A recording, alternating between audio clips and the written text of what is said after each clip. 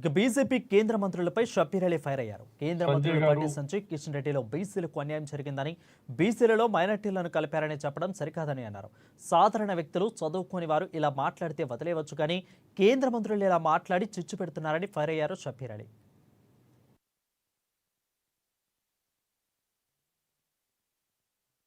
సంజయ్ గారు కేంద్ర మంత్రి కానీ, కిషన్ రెడ్డి కేంద్ర మంత్రి కానీ, లక్ష్మణ్ గారు వాళ్ళందరూ కూడా భారతీయ జనతా పార్టీ మాట్లాడుతూ బీసీలకు అన్యాయం జరిగింది, బీసీ కోటాలో ముస్లింను కల్పించినారు, ఇది ఎక్కడ కూడా చరిత్రలో లేదు.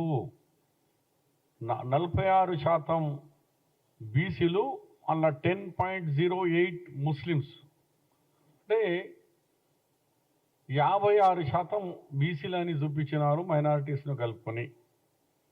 ఇది బీసీలకు అన్యాయం జరుగుతుంది అని చెప్పినారు. వేరే ఒక లేమ్యాన్ ఏం చదువు రానోడు చెప్తే చాలా అతనికి తెలియదు కదా పాపం అనొచ్చు.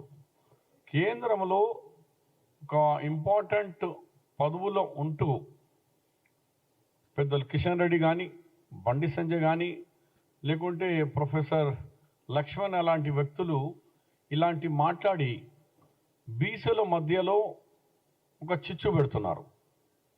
ఇది కొత్తగా చేసిండు రేవంత్ రెడ్డి, ఎవరు చేయలేంది, ఇది భారతదేశంలో ఏంది కాదు అని పెట్టినారు. పెద్దలు కిషన్ రెడ్డి కానీ, బండి సంజయ్ కానీ, మీరు కేంద్రంలో మంత్రిగా ఉన్నారు, మీకు దమ్ము ఉంటే కేంద్రం మీ బ్యాక్వర్డ్ క్లాస్ ఓబీసీ లిస్ట్లో కొన్ని ముస్లిమ్స్లో ముఖ్యంగా లదాఫ్, బున్కర్, ఖురైష్, మేతర్ వీళ్ళందరూ ఉన్నారు కదా టీపీవై సెంట్రల్ లిస్ట్లో. వాళ్ళు ఇయర్ నుంచి కాదు, 1955 నుంచి ఉన్నారు. నువ్వు పుట్టలే ఇంకా, అప్పటి నుంచి బీసీలో ఉన్నారు. మరి దాని మీద ఏం మాట్లాడతావు?